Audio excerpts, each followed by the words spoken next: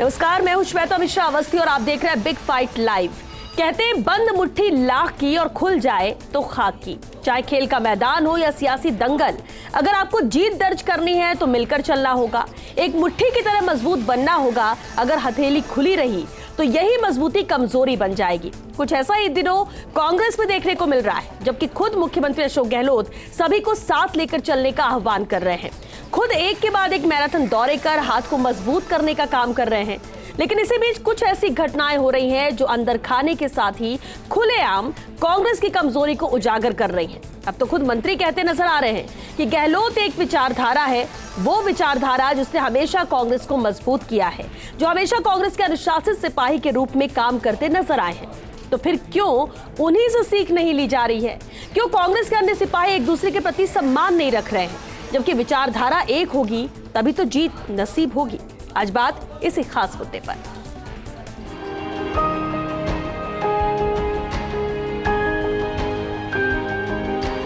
अशोक गहलोत जी अपने आप में एक विचारधारा है। हमें भरोसा है कि हमारे नेता जो है देश को सही दिशा में ले जा रहे हैं, प्रदेश को सही दिशा में ले जा रहे हैं।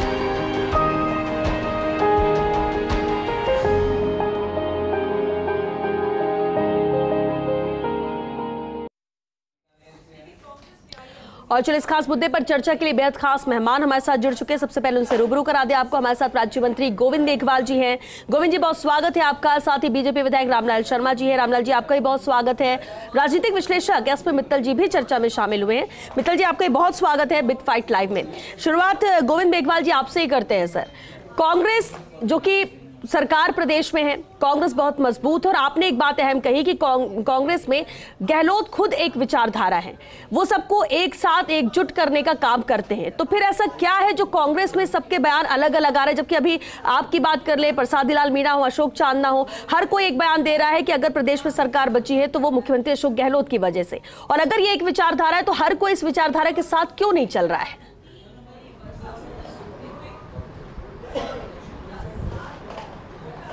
देखिए श्वेता जी, मैंने ये बात इसलिए कही है कि अशोक गहलोत जी एक गांधीवादी सोच के नेता हैं और आप जानते हैं कि इस देश को आज़ाद करने में जो गांधी जी की विचारधारा थी वो बहुत महत्वपूर्ण थी। उस वक्त चाहे पंडित जवाहरलाल नेहरू जी हो, चाहे सरदार पटेल हो, ये सब लोगों ने मिलकर के और अंग्रेज़ों के विरुद्ध में लड़ाई लड़ी, कांग्रेस का गठन हुआ। और वही विचारधारा डॉक्टर अंबेडकर, जिन्होंने दूसरे देशों से सारी धाराएं लेकर के देश का संविधान बनाया और उस संविधान से हमें वोट का अधिकार मिला। और जो आदरणीय हमारे मुख्यमंत्री जी हैं वो ज्योतिबा फुले को मानते हैं, सावित्रीबाई को मानते हैं। उनको भी उस वक्त सामाजिक विषमता का सामना करना पड़ा। जब सावित्रीबाई स्कूल में पढ़ाने जाती थी महिलाओं को, तो वो एक साड़ी साथ में ले जाती थी, क्योंकि धर्म के ठेकेदार उन पे कीचड़ फेंकते थे।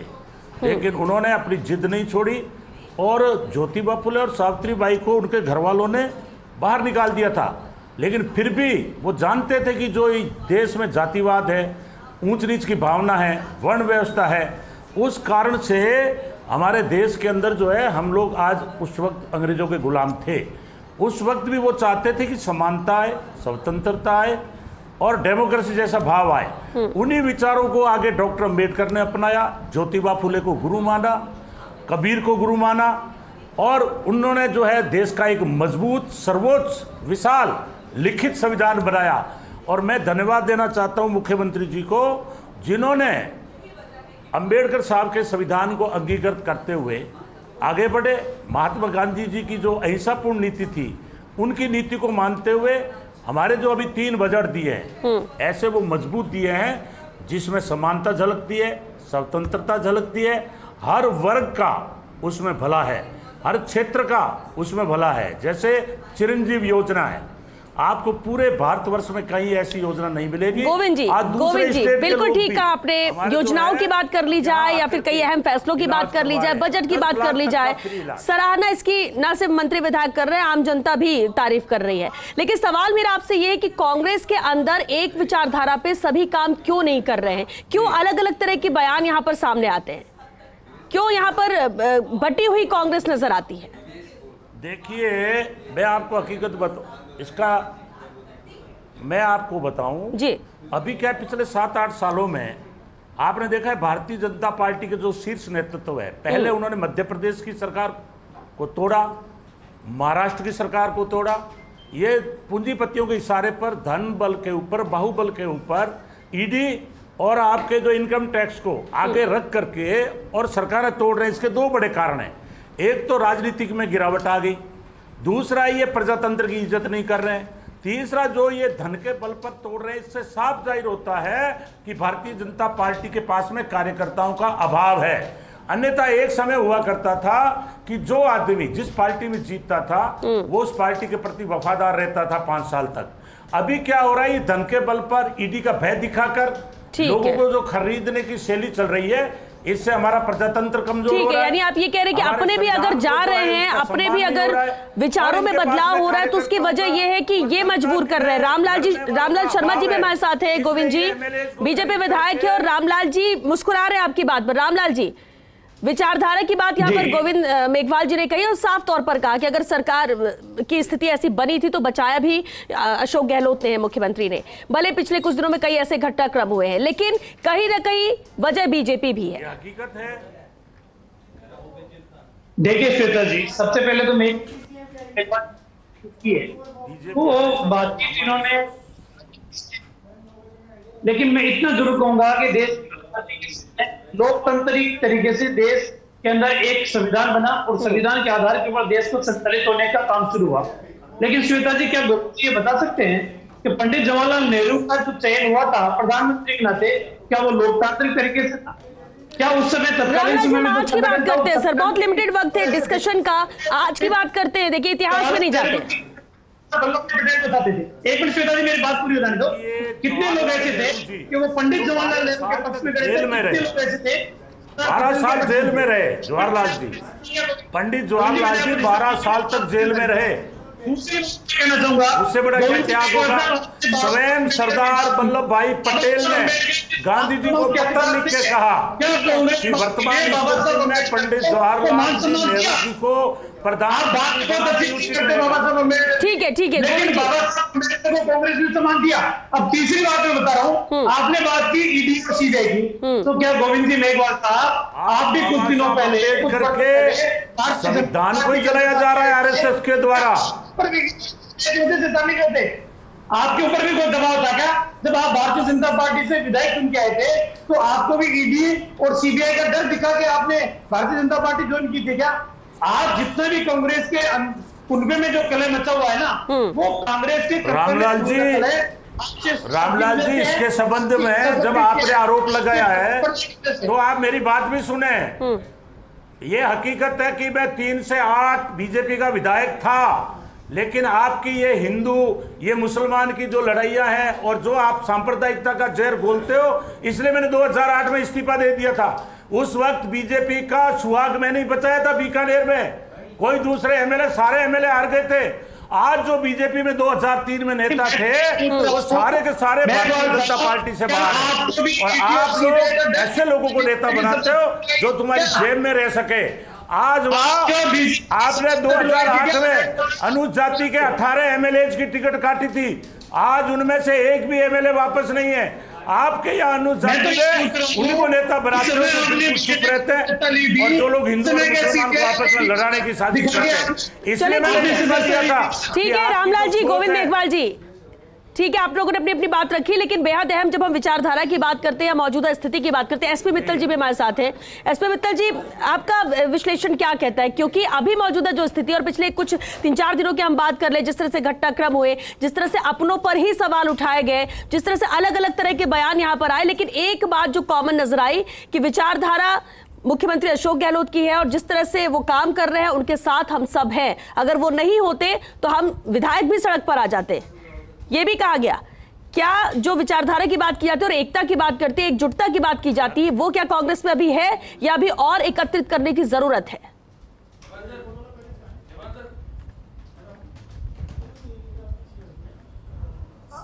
श्वेता जी, गोविंद जी मेघवाल चूंकि जुड़े हुए हैं, दिन में उनका बयान भी आया, तो मुझे लगता है कि जिस तरीके से वो क्या नाम से अशोक गहलोत साहब के मुख्यमंत्री जी की जो बात को रख रहे हैं, उनके विचारों को रख रहे हैं, ये कह रहे हैं कि वो विचारधारा है। मुझे लगता है कि ये जो पिछले दिनों जो कांग्रेस के जो विधायक है, उसमें वेद प्रकाश सोलंकी शामिल हैं, उनमें राकेश पारिक शामिल हैं, उसमें इंद्राज गुर्जर शामिल हैं, उन्होंने जो बात कही है, जिस तरीके से सचिन पायलट के समर्थन में बात कही है, उसका शायद मुझे लगता है कि गोविंद मेघवाल साहब उसका जवाब दे रहे हैं। जहां तक गोविंद मेघवाल जी का सवाल है कि अशोक गहलोत एक विचारधारा है, तो इसमें कोई दो राय नहीं है कि हम देख रहे हैं कि पिछले कई महीनों से अशोक गहलोत एक साथ कई मोर्चों पर लड़ रहे हैं। कभी वो दिल्ली जाते हैं, महंगाई के विरोध में रैली होती है तो उसमें भाग लेते हैं, कभी जब क्या नाम से सोनिया गांधी के साथ में ईडी की पूछताछ होती है, राहुल गांधी जी के साथ होती है, तो भी जाके दिल्ली में मोर्चा संभालते हैं। इसी प्रकार जब राजस्थान में उनको अपनी सक्रियता दिखानी होती है कि मैं राजस्थान का मुख्यमंत्री हूं, तो हमने पिछले दिनों देखा उन्होंने बाढ़ पीड़ित क्षेत्रों का लगातार दौरा किया। अभी वो लगातार क्या नाम से ग्रामीण जो राजीव गांधी ग्रामीण ओलंपिक खेल हो रहे हैं, उसमें उपखंड स्तरों पर जा रहे हैं और इस बात को दर्शाने की कोशिश कर रहे हैं कि वो राजस्थान में भी सक्रिय है। हमने देखा ये गुजरात के क्या नाम से सीनियर ऑब्जर्वर है, तो वो गुजरात भी जाते हैं, कभी गुजरात जाते हैं, कभी दिल्ली जाते हैं। मतलब इस तरीके से अशोक गहलोत साहब हर मोर्चे पर इस बात को दिखाने की कोशिश कर रहे हैं कि वो एक विचारधारा के रूप में क्या नाम से काम कर रहे हैं। तो मुझे लगता है कि क्या नाम से जो अशोक गहलोत को समर्थन जो चाहिए था, शायद वो कांग्रेस के अंदर खुद नहीं मिल रहा है। इसमें कोई दो राय नहीं कि जैसे अभी गोविंद मेघवाल जी ने कहा कि चाहे वो चिरंजीव साथ बीमा योजना हो, 1.25 करोड़ महिलाओं को मोबाइल फोन देने की बात हो, बिजली में सब्सिडी देने की बात हो, कांग्रेस को इन बातों को आगे बढ़ाना चाहिए। उसके बजाय क्या बात आगे आ रही है कि वैभव गहलोत को पुष्कर में नहीं बोलने दिया, वो मुख्यमंत्री जी के पुत्र थे, मंत्रियों को नहीं बोलने दिया। तो ये जो कांग्रेस की अंदरूनी लड़ाई है, मुझे लगता है कि जो कांग्रेस की जो अशोक गहलोत की जो विचारधारा है, उसको आघात लग रहा है। गोविंद मेघवाल जी, बिल्कुल। और जिस तरह से पिछले कुछ दिनों के घटनाक्रम की बात की जाए, क्या वजह है कि यहाँ पर एक मत एकजुट कांग्रेस नजर नहीं आ रही? कुछ लोग हैं जो विपरीत दिशा में चल रहे हैं, उनके बयानों से ऐसा नजर आता है। क्या सबको एकत्रित कर पाएंगे? अगले साल ये विधानसभा चुनाव है, नुकसान तो नहीं होगा इससे कांग्रेस को?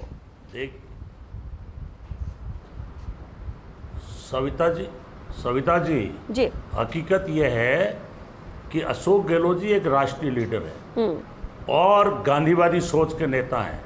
ये बड़ी पार्टी है। ये भाजपा जो ईडी का इनकम टैक्स का डर दिखा करके या कुछ लोगों को खरीद करके जिस तरह से मध्य प्रदेश और महाराष्ट्र की सरकार को तोड़ा और बिहार में जा करके इनको खुद को कमजोर होना पड़ा कि जो नीतीश कुमार इनके साथ में खड़े थे, इन्होंने छोड़ करके और लालू जी के साथ में समझौता किया। ये हकीकत में देश में नफरत बांट रहे हैं।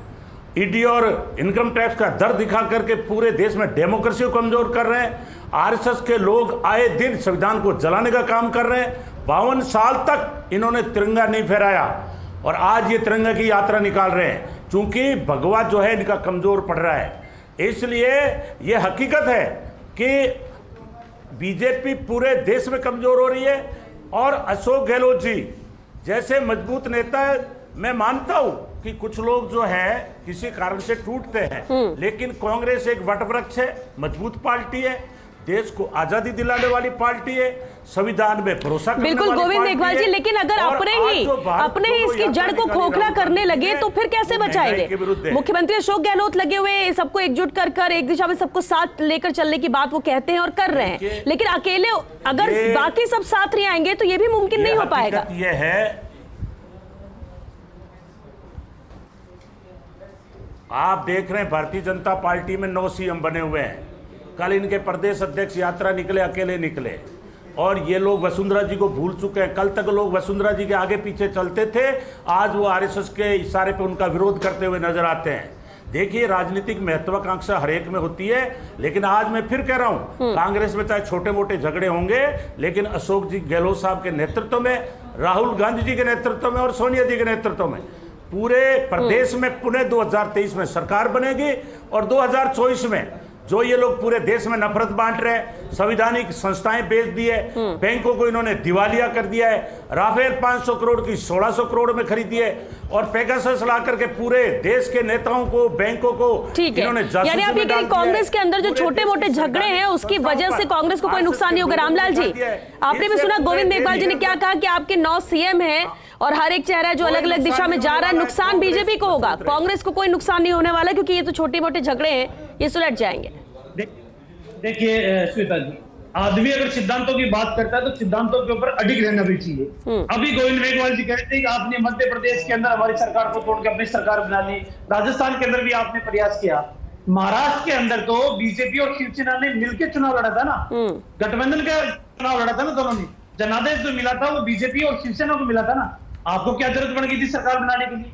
आप मना करते थे कि हम सिद्धांतों की राजनीति करने वाले लोग हैं, बीजेपी और शिवसेना ने मिलकर चुनाव लड़ा, हम गठबंधन की सरकार नहीं बनाएंगे। लेकिन जहां स्वार्थ होता है ना मेघवाल साहब, वहां सब लोग इसी तरीके से कार्य करते हैं। आपकी जानकारी में नहीं होगा, आपके गोवा भी 5-7 एमएलए कांग्रेस छोड़ के और भारतीय जनता पार्टी की सदस्यता ग्रहण कर ली। अभी लेटेस्ट अपडेट है, मैं आपको बता रहा हूँ, क्योंकि कांग्रेस के कुंबे में कलह मच चुका है। इस पार्टी 2 स्टेटों के अंदर बची है, आने वाले समय के अंदर पूरे देश के अंदर कांग्रेस मुक्त पूरा भारत बनने वाला है। और मैं तो आपको भी सलाह दे रहा हूँ, गोविंद जी समय रहते हैं आप अपनी विचारधारा को परिवर्तित कीजिए और आइए भारतीय जनता पार्टी, पुराना दामन वापस से थामिए। आपको ये तो खुले तौर पर आप आमंत्रित कर रहे हैं रामलाल जी, आप खुले तौर पर आमंत्रित कर रहे हैं प्रदेश के मंत्री को ही कि कांग्रेस छोड़ के आप बीजेपी में आ जाइए। सविता जी सुबह का बुला शाम छोड़ के आ जाए, उसका बुला थोड़ी कहते हैं। जी जी गोविंद जी हाँ, मुझे भी इनका जवाब जाना बहुत जरूरी है। जहाँ गोवा की बात है, ये राहुल गांधी जी की यात्रा से घबरा चुके हैं और मैंने पहले ही कहा कि एमएलएज को ये धन के बल पर ईडी का इनकम टैक्स का भय दिखाकर इन्होंने खरीद का जो है एक पूरा देश में सिलसिला चला रखा है, चूंकि इनके पास कार्यकर्ता है नहीं। जैसा मैंने कहा 2003 में बीकानेर में देवी सिंह भाटी नेता थे, आज वो बीजेपी से बाहर है। माणिकचंद सुराणा 1952 से राजनीति कर रहे थे, समाजवादी नेता थे, आज उनका परिवार बीजेपी से बाहर है। मैं विधायक था, मैंने इनको 8 में इस्तीफा दे दिया। और मैं जो निमंत्रण की बात कर रहे हैं उस संबंध में कहना चाहता हूं, मेरे इस जीवन के अंदर अगर मैं वापस बीजेपी में कभी मुंह कर जाऊं या आ जाऊं तो मैं ये कह रहा हूं कि मैं बीजेपी का कभी भी मुंह तक नहीं देखूंगा पार्टी का। क्यों?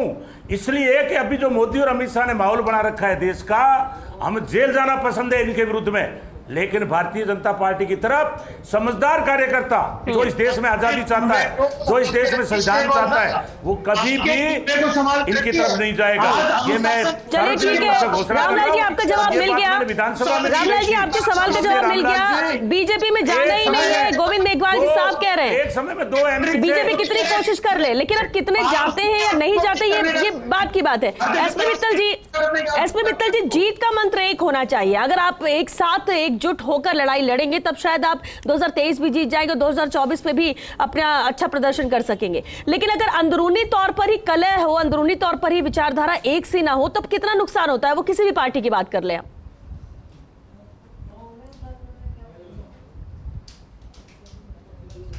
नहीं, मैं श्वेता जी बिल्कुल सही है। गोविंद मेघवाल जी जो बात कह रहे हैं वो भारतीय जनता पार्टी पे आरोप लगा रहे हैं। वो चूंकि क्या नाम से कांग्रेस सरकार के अंदर मंत्री है तो उनको पूरा अधिकार है कि इस तरह के आरोप लगाएं, लेकिन उनको अपनी पार्टी की ओर भी देखना चाहिए कि उनकी पार्टी में आंतरिक कलह कितनी ज्यादा होती जा रही है। उनके विधायक खुलेआम इस बात को कह रहे हैं कि यदि आपने सचिन पायलट को मुख्यमंत्री नहीं बनाया तो कांग्रेस की सरकार दोबारा रिपीट नहीं होगी। मुझे लगता है कि क्या नाम से अब समय आ गया है जब क्या नाम से गोविंद मेघवाल जी जैसे जो सीनियर नेता है और जो ये कहते हैं कि क्या नाम से उन्होंने किसी जमाने में बीकानेर संभाग के अंदर भारतीय जनता पार्टी का झंडा बुलंद किया था और आज उनके लिए मैं सोचता हूँ बहुत अच्छी बात है कि जो भारतीय जनता पार्टी के प्रवक्ता विधायक भी है रामलाल जी, उनको आमंत्रित कर रहे हैं। इसका मतलब उनका प्रभाव अपने बीकानेर क्षेत्र में तो है, तभी उनको आमंत्रित किया जा रहा है कि वो भारतीय जनता पार्टी में आए। लेकिन मेरा ये मानना है कि कांग्रेस के लिए जहां आंतरिक चुनौतियां हैं, वहीं श्वेता जी ये भी चुनौती है कि जो ओबीसी की जो पार्टी है वो और आम आदमी केजरीवाल जी की जो पार्टी है वो भी कांग्रेस के लिए लगातार चुनौती बनती जा रही है। कांग्रेस को अपने आंतरिक मतभेद भुलाकर जो नई चुनौतियां जो खड़ी हो रही है, जो अरविंद केजरीवाल ने उनके सामने राजस्थान में खड़ी करी है, जो ओबीसी खड़ी कर रहे हैं, उनसे उनको मुकाबला करने की जरूरत है। बिल्कुल गोविंद मेघवाल जी, क्योंकि अब 2023 भी है, उसको लेकर कितना फोकस है? क्योंकि आप सभी लोग एक स्वर में एक बात कहते हैं कि 2023 में वापस कांग्रेस की सरकार आ रही है, लेकिन जो आपके विधायक या आपके मंत्री अगर अलग विचारधारा की बात करेंगे या फिर अपने ऊपर ही सवाल खड़े करेंगे तो आपको लगता है कि राह आसान होगी?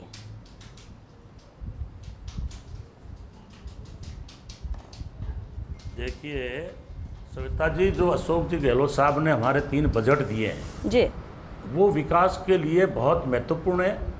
आज पूरे देश के अंदर इस बजट की प्रशंसा हो रही है। जिस तरह इन्होंने कोरोना में व्यवस्था की, आपने देखा जहां राम राज्य ये कहलवा रहे हैं, उत्तर प्रदेश में 5-5 हजार लाशें गंगा नदी में तैर रही थी, लेकिन इन्होंने, आदरणीय मुख्यमंत्री जी ने राजस्थान के अंदर कोरोना का जबरदस्त प्रबंधन किया। अभी लंपी रोग आया तो भी पशुओं के लिए जो है इन्होंने पहले भी दवाई फ्री की। देखिए, काम को लेकर कोई सवाल नहीं है गोविंद मेघवाल जी, योजनाओं की बात करें या किस तरह से काम हो रहा है उसको लेकर कोई सवाल नहीं है। सवाल तो ये है कि ठीक है, जनता इन चीजों को देख रही है, जनता हो सकता है साथ आ भी जाएगी 2023 में, लेकिन जो आपके ही अपने विधायक हैं जो दो तरह की बातें कर रहे हैं कि किसके नेतृत्व में चुनाव होना चाहिए या किसके नेतृत्व में वो आगे बढ़ेंगे, या विचारधारा के विपरीत जो बातें करते हैं, अगर ऐसे ही चला तो क्या 2023 आसान होगा? एक लाइन में इसका जवाब दे दीजिए।